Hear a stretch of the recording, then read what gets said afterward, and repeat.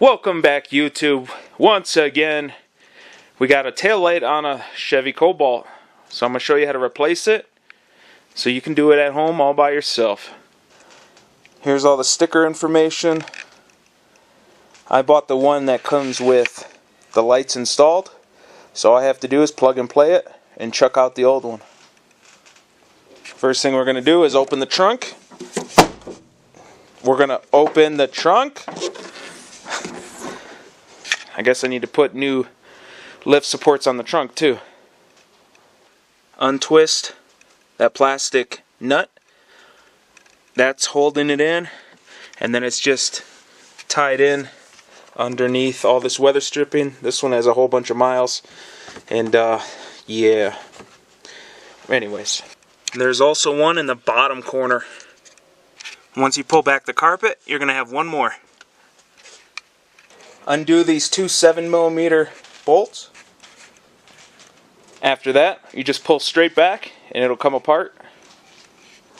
Unclip the harness from the car. Plug the harness into the new light. Line up the two studs towards the outside and then push it in. Wiggle it just a little bit. I promise if you wiggle it, it'll go in. Start these 7mm screws, but don't tighten them down.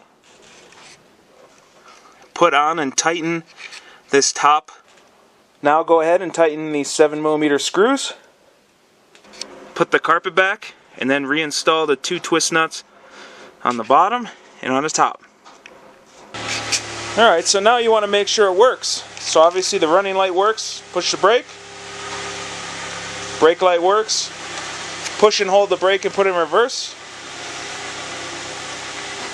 Reverse works. Yay! Everything works. I'd like to thank everybody for coming and checking out my video.